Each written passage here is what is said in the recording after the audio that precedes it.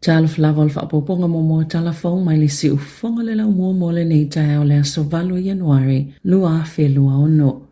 Ua whaasea tanga tai Wellington le whaaleton o le au aunanga le Metling i le nei vai aso o nei le lava pasi na suia fewa inga no whaafi a o toe tali watu tanga tai amatalia ngā luenga i le nei tau sanga. Na whaato ese le Metling i tangata umai whaongaina la lato tau tua o le tele lava fewa inga no whaafi o lo tapunia e suia i pasi. Mai le vao le aso luas fulono te se mai o atu le aso se fuluma le tasi o Januari au whaanga solo i ngā luenga i awalo no whaafi. Sa whaonga e tangata fewa i upenga o so ta inga e whailo ilo lato le fie le Metling e whaapele lava pasi na suia no whaafi sa iei fo i pasi e le i o atu. Ai o isi fo i pasi na vave o na o ai le i o le taimina whaatu langa e malanga ai na ta ue Ross Connolly o le tai fono whela awa inga Wellington e o mai leo au le soloa o atu ili se fulu valu leo wha inga o whaasea talo na toi amata ngā luenga o le nei tau sanga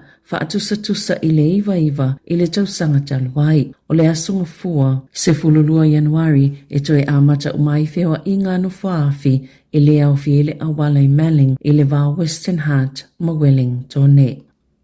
Ua whaasilsila le matanga luenga o Primary Industries le toi whaafo i o le susupauta mo pepe o le ito aingo le alpha meno ona ni vaila au ona po toxins na whaalia le vaenga e nafa malisaunga le muatau mafa New Zealand whaapea le wha Mac ma le matanga luenga o soifua maloloina lo lātou langolangoina o le Nestle i la lātou vala au i toi whaafo i lea o loa ona o le ono iai o le Cerulide ele o maua le susupauta i supermarketi ma oni o loa whaapitoa e whaatawina i whale mai fale talavai ma fo mai po GPs. O le whawhitau le Yesu supauta o na mwhai na mawai le Cerulide o se vaila au o na mafua mai o na o le Bacillus cereus e a fwile ngase ili manava mai si tōtonga ele ia ini ripoti o nisi ua fiai tutono New Zealand po o atuna o i fafo o ia fwoi o lolo o whaatupeina le malo ma atonu ele tele ni susupauta na whaatawina i whale talavai po o lungo le interneti pe o na sauno Vincent Abakol o le vaenga mo le saunga le muatau mawha New Zealand. E ono si itia pe whaupopo raids po la fonga le pulenga no o le Heart City. E le Jesse ma le ono pasene e whaatau mo le valu se lau whaase fulu wafe tā la lea ua le maua a wā vai tā ele. Na whaalie ni whaamomonga o paketi mo le isi fofuanga whaalatau sanga o so ai nei. Leo o ato ile lima se lau lima se fulu wafe tā la o se tupel pulenga no o le ale maua o ana tupe maua mai vai tā ele le tau sanga whaalatupe leo lo so ai nei peitai e lua se lau iwa se fulu wafe tā la o le asi itia i tau e whaangaio iai vai tā ele uma e tolu e loa Heart mo vai tau uma whape ma vai tā ele tolu mo le tau mawhana whana. Na sauno le pule no ufa wono ke en Laban mo whailoa ia whainu mera le whainga tau lo whiangai ma pule ngā no i le alupe ilunga o tau mo le whaatinonga o au nanga pito mo o miaina o i tu o lo o mata i tu el pule ngā no o le toi ilo le lea ma le whaahe tete o le whaalunga o tupe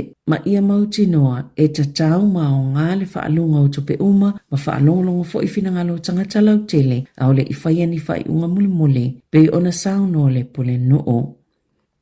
Na si itia le tolu i wale a whainga o tangata New Zealand na tia ngai fo i mawhainga tai visa mo Amerika i le tau sanga talawai e tu sai ma le wha amtalanga le matanga luenga le vai fafo ma whaatawa i ngā New Zealand. O whainu mera pitola tamai le whale pai pai o lo whaali e le silia ma le iwa se lau o tangata New Zealand sa o vaso whaatu la fono ina ino no fwai Amerika. I le tau sanga i lua whiloa wha, o si itia ia inga i le wa ainga ma le pulenga o tua o yo Amerika, talo na tula i mai le whainga māloa Donald Trump. Pea ma le tau sanga o tuana iai, e au fiele su engo masini wha te konolosia tangata malanga. Wha pea i mala tau i tu lau i lunga upe ngata whailangi. O le tina New Zealand Sarah Shaw malana tamai ono tau sanga. Na au fiele numero tangata New Zealand ina fia ngai ma whaafita auli o na o la tau visa i Amerika. E au fiele li i pese New Zealand lo tima Nicholas Pomee. Po General Fia na tau fia matoi whaafu i mai New Zealand ma le mawhiona whaafifia le whaatasinga tele le Pasifika le Polyfest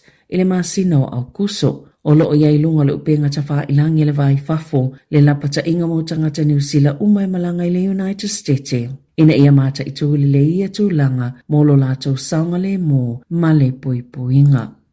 E ele tali tonu ngale tino mali o le li ia e maunga o Connor Purvis, lea na mau e taftafu le vaitu loto o hau. Na whaisa ilinga mulu tau le alua sul tau sanga le matua i Mackenzie Basin, masa maua le tino mali o betusa o le iwa le tae o le sololo i Mount Huxley. Na leilo a mai Purvis i le asotolu se fulo te sema, talu mai le taimina aluai ea e maunga.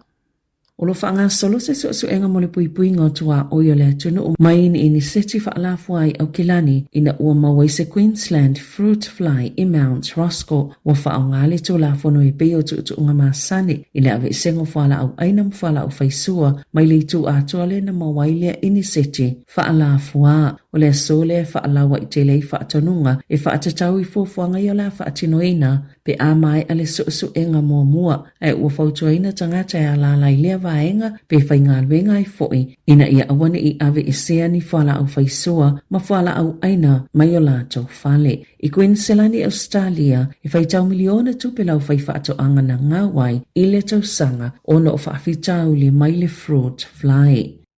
Ua whaaoli o li maini aso vevela i le masani ai, pe ona iaini la pata inga le Met Service mo le tele vaenga o le atunuu i na yaso i aulu manai, ai o le ai fo i mani ti munga titele i nisi o vaenga o le atunuu, o le tele o isi pitonu e pe o tauranga ma se tone makalai estete, le ua valo i aili silia ma le whāti keri e vevela atu ai, na ilo le tūlanga sa masani ai, i le isi lua aso o manai. Ai o plenim lea ua valo ia le o atu le tolu lua tikeri i le aso wharaile o le whautuanga le ofisa wa ai tau. E te tauna mata i tūle le taimi vivela ma ia wha e tete i taimi pito vivela o le aso. Ai ilunga to le fase fulu tikeri le fuo le vivela sa fia ngai mastete i sauti o Australia i le asolulu. Mana afua iona tu inatu ni la pata inga mo le soifua maloloina fa apia i fo imale sosolo ni mut tele. Na faalia le auwa ai tau, wasili atu ona leanga talu mai leono tau sango tua nai. Leana tele imea na faalia ngai nei saute isa sae o Australia maali li waitanga tai to tolus full tolu pe ona ingoa le Black Summer. Watu inatu le ofisa wa ai tau ni la ta inga i le atunuu i tūlanga o ngaonga le vivela